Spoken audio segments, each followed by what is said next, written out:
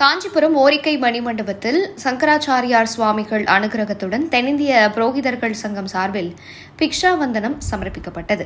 காஞ்சிபுரம் ஓரிக்கை மணிமண்டபத்தில் சங்கரமடத்தின் பீடாதிபதிகள் சதுர்மாத விரதம் கடைபிடிப்பது வழக்கம். இதில் அனுதினமும் பல்வேறு பகுதிகளைச் சேர்ந்த பக்தர்கள் பிக்ஷா வந்தனம் சமர்ப்பித்து ஆச்சார சுவாமிகளிடம் ஆசி பெற்று வருகின்றனர். அந்த வகையில் தென்னிந்திய புரோகிதர்கள் சங்கம் சார்பில் பிக்ஷா வந்தனம் சமர்ப்பிக்கப்பட்டது. மேலும் ஆச்சாரியா சுவாமிகள் அனுகிரகத்துடன் 68ஆம் ஆண்டு துவக்க விழாவும் சிறப்பாக இங்கு நடைபெற்றது.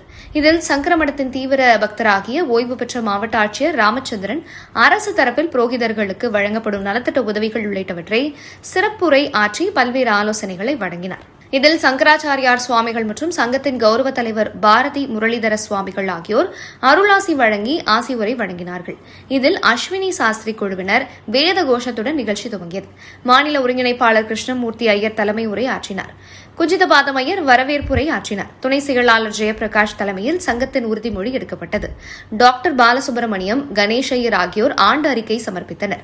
பொருளாளர் சேகர் நிதிநிலை அறிக்கை சமர்ப்பித்தார்.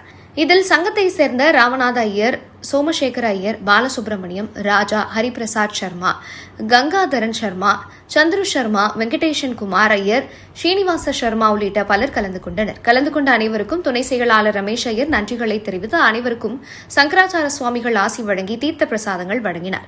நிகழ்ச்சி ஏற்பாடுகளை பொதுச் செயலாளர் கணேஷ் ஐயர் அனைவருடன் இணைந்து சிறப்பாக செய்திருந்தார். இதேபோல் பல்வேறு பகுதிகளிலிருந்து ஏராளமான பக்தர்கள் பிக்ஷாவந்தனம் சமர்ப்பித்து ஆச்சாரியார் சுவாமிகளின் அனுகிரகம் பெற்று சென்றனர்.